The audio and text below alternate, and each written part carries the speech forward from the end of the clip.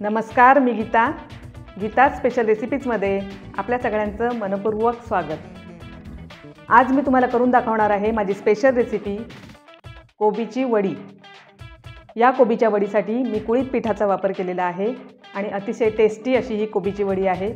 तर आता आपण बघूया कोबीच्या वडीचं साहित्य आणि कृती। 1 वाटी कोबीचा कीस, 1 वाटी कुळीत पीठ, अर्धी वाटी बेसन पीठ, अर्धी वाटी तांदळाचं पीठ, कोथिंबीर घेतलेली आहे बारीक चिरून 1 वाटी,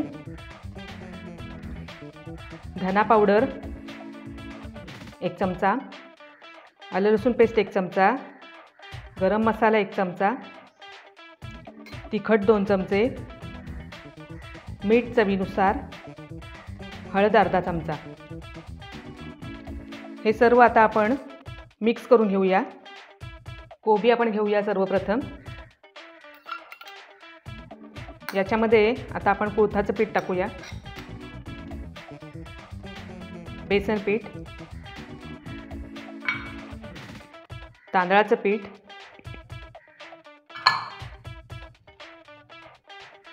धना पावडर, आलं लसूण पेस्ट, तिखट,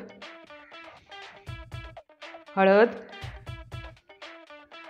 गरम मसाला, चवीनुसार मीठ आणि कोथिंबीर।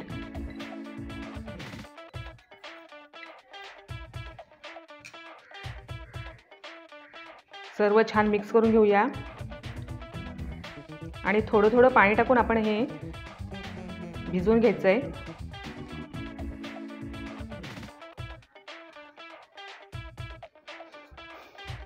हे आपलं बरोबर झालंय भिजवून। हे साधारण आपण असे गोळे बनवून घेणार आहोत आणि हे गोळे आपण वाफवून घ्यायचेत। 15 ते 20 मिनिटं आपण हे वाफवून घ्यायचेत। आता मी चाळणीवर ठेवून 15 ते 20 मिनिटं वाफवून घेणार आहे। आपल्या कोबीच्या वडीचे रोल मी इथं वाफवून घेतलेले आहेत आणि छान थंड करून घेतलेले आहेत। आता आपण याच्या वड्या करून घेऊया।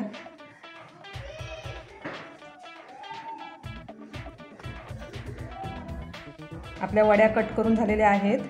आता आपण या डीप फ्राय करून घेऊया।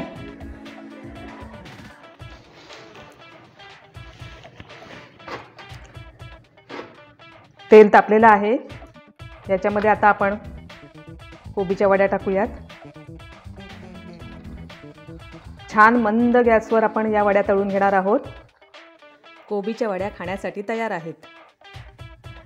आपली कोबीची वडी तयार आहे। खूप छान वास येतोय, खूप छान टेस्ट आहे या वडीची। नक्की करून बघा, तुम्हाला नक्की आवडेल। माझी ही रेसिपी तुम्हाला आवडली असेल तर माझ्या रेसिपीला लाईक करा, शेअर करा आणि सगळ्यात महत्त्वाचं माझ्या चॅनेलला सबस्क्राईब करा। तर भेटूया पुन्हा माझ्या नवीन स्पेशल रेसिपीसह गीता'ज स्पेशल रेसिपीजमध्ये। धन्यवाद।